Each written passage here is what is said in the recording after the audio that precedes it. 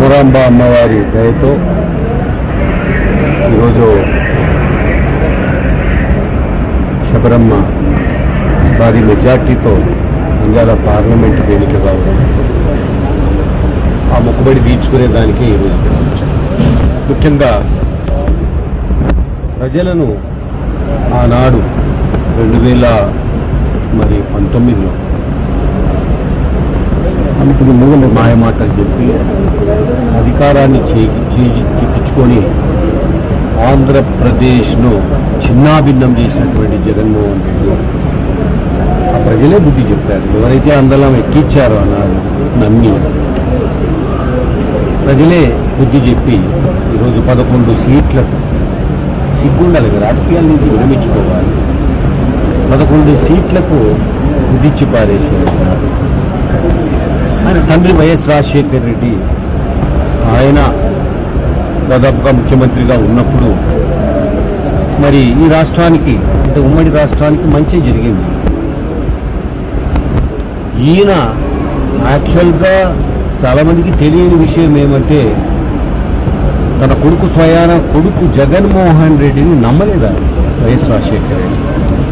ఈయన ఏమి తెచ్చి పెడతాడో, ఏ రకంగా మరి చెడ్డ పేరు తెస్తాడో అని బెంగళూరులో పెట్టాడు. ఆయన బెంగళూరులో ఉన్నటువంటి వాడు యాక్సిడెంట్లో చనిపోతే వెంటనే హైదరాబాద్కు వచ్చి ముఖ్యమంత్రి కావాలని సంతకాల సేకరణ చేయడం మొదలుపెట్టాడు.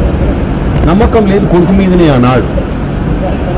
వైఎస్ రాజశేఖర రెడ్డికి ఈయనకు నక్కకు నాగలోకానికి ఉన్నంత తేడా ఉంది. సర్వనాశనం చేసిపోయినాడు ఆయన. పోతూ పోతూ ఈ ఆంధ్రప్రదేశ్ను దివాలా స్థాయికి చేర్చి ఈరోజు ఆయన మరి ఎవడు కక్ష ఉన్నటువంటి వాడు, పగ ఉన్నటువంటి వాడు కూడా ఈ రకంగా ఒక రాష్ట్రాన్ని దెబ్బతీయడు. ఆయన దెబ్బతీశాడు. మరి ఆయన అహంకారం, అదే రకంగా ఆయనకున్నటువంటి పొగరు ఈరోజు ఈ రకమైన తీర్పు ప్రజలు చెప్పారు. అన్నీ నాశనం చేశారు. చూడండి, శ్రీశైలం అత్యంత పవిత్రమైనటువంటి స్థానం. ఈ శ్రీశైలంలో కూడాను అవినీతి, శ్రీశైలంలో కూడాను కుంభకోణాలు, చివరకు ప్రసాదములో చికెన్ ముక్కలు, సిగ్గులా ఇవే. ఈయనను వెంటాడింది ఇవే. తిరుమల తిరుపతి దేవస్థానాన్ని నాశనం చేసి పెట్టారు, పద్ధతులను మార్చేశారు. ఇక్కడ కూడా చాలా పద్ధతులు మారినాయి. ఏదో ఈ హిందువులకు, ధర్మాన్ని నమ్మే వాళ్లకు మరి ఇదో ఈ దేవస్థానాలే ఉన్నాయి. వీటి మీది కూడా యుద్ధానికి వచ్చారు. ఇవన్నీ చాలా మటుకు ఇక్కడ ఉన్నటువంటి కుంభకోణాలు, ఇక్కడ ఉన్నటువంటి కూడా రెక్టిఫై చేయాల్సినటువంటి అవసరం ఉంది. ముఖ్యమంత్రిగా చంద్రబాబు నాయుడు గారు ముఖ్యమంత్రిగా ప్రమాణ స్వీకారం చేసిన తర్వాత ఇవన్నీ కూడాను రిప్రజెంట్ చేసి మంచి జరిగేటటువంటివి చేయాలి. ఈ యొక్క దేవస్థానాన్ని కూడా కాపాడాల్సినటువంటి అవసరం ఉంది. ఇక్కడ దేవుని సొమ్ము మింగేవాడు బతకడు. దేవుని సొమ్ము మింగితే ఎవడు ఎటువంటి పరిస్థితులలో వానికి దిక్కే లేదు. ఏదో చూస్తున్నాం మనము. దాదాపుగా మరి ముఖ్యమంత్రిగా వైఎస్ రాజశేఖర రెడ్డి ఉన్నప్పుడే జగన్మోహన్ రెడ్డి గారు మనీ లాండరింగ్ కేసులు, అదే రకంగా డబ్బు ఏ రకంగా మరి సంపాదించాడో అందరికీ తెలుసు. కేసులను మీరు అర్థం చేసుకుంటే తెలుస్తుంది.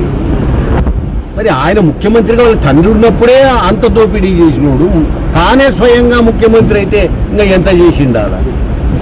ఈరోజు చాలా ఉన్నాయి. మరి కుంభకోణాలు బయటకు వస్తాయి. ఒక శాండ్ కానీ, లిక్కర్ కానీ, లేకపోతే భూములు ఏవైతే మరి స్వాహా చేశారో అవి, అదంతా కూడా ఎన్నో రకాలుగా ఇబ్బందుల పాలు చేశాడు ఆయన. ఏమీ వదలలేదు ఆయన. వక్ఫ్ బోర్డు ఆస్తులు కూడా ఎప్పటి నుంచో పూర్వం నుంచి ఉన్నవి కూడా ఆక్రమించుకున్నారు ఈ నాయకులు. ఏ ఇసుక దొరకకుండా చేశారు. ఇక్కడ కూడా చాలా మటుకు మరి ఇవన్నీ కూడా హిందూ ధర్మం ప్రకారంగా నడిచే విధంగా తీసుకెళ్ళాలి ఈ దేవస్థానాన్ని కూడా.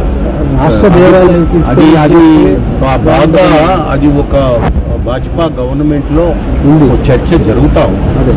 తొందరలో నిర్ణయం తీసుకుంటారు.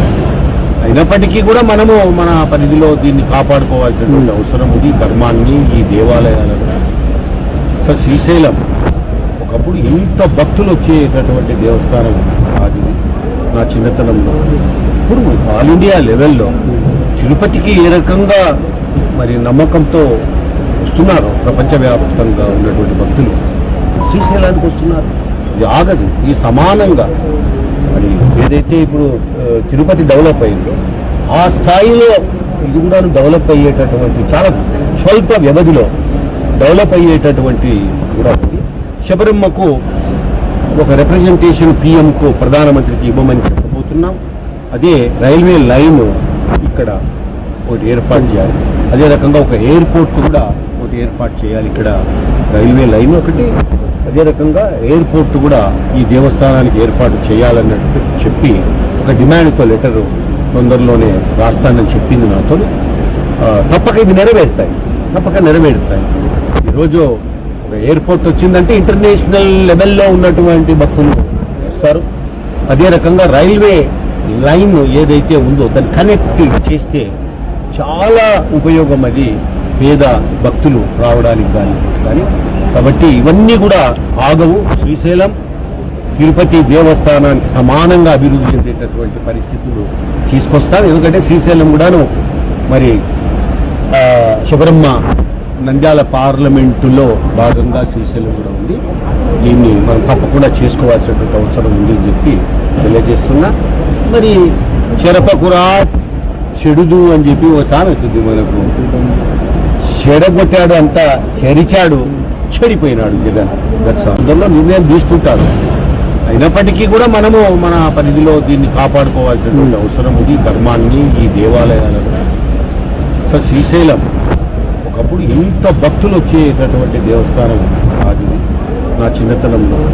ఇప్పుడు ఆల్ ఇండియా లెవెల్లో తిరుపతికి ఏ రకంగా మరి నమ్మకంతో వస్తున్నారు ప్రపంచవ్యాప్తంగా ఉన్నటువంటి భక్తులు, శ్రీశైలానికి వస్తున్నారు.